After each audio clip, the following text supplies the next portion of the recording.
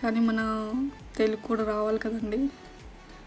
మనం పుట్టింది ఎక్కడ అంటే ఎక్కడ పుట్టామో ఆ లాంగ్వేజ్ మనం మర్చిపోకూడదండి. తెలుగు అనేది చాలా ఇంపార్టెంట్. మన మదర్ టంగ్ ఎప్పుడూ మర్చిపోకూడదండి. ఎక్కడ ఏ దేశంలో ఉన్నా కూడా మన లాంగ్వేజ్ రావాలి మనకు మాట్లాడడానికి. అంటే సరిగా రాకపోయినా ఏదో కొంచెమైనా అంటే మనం అర్థం చేసుకునేటట్టు మాట్లాడేటట్టు మేనేజ్ చేసుకోవాలి మనము.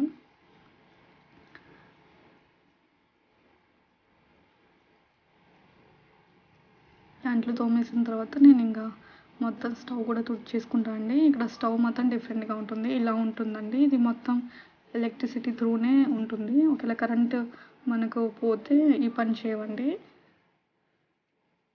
యాక్చువల్లీ కరెంట్ పోదు ఇక్కడ, 99% అయితే పోదు. ఇప్పుడు నేను డస్టింగ్ చేస్తానండి. నేను చెప్పాను కదా, ఊడ్చిన తర్వాత నేను డస్టింగ్ చేస్తానండి, ఫస్టే చేయనండి.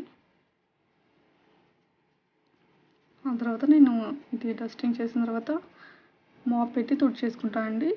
కిచెన్లో, బాత్రూంలో లాస్ట్లో బాత్రూమ్ క్లీన్ చేసుకుంటా అండి. ఎందుకంటే బాత్రూమ్ క్లీన్ చేసుకొని మొత్తం ఇల్లు మనము తిరగలేము కదా. నేనైతే తిరగనండి. బాత్రూమ్ క్లీన్ చేసిన తర్వాత డైరెక్ట్గా నేను ఫ్రెష్ అప్ అవ్వడానికి వెళ్ళిపోతాను.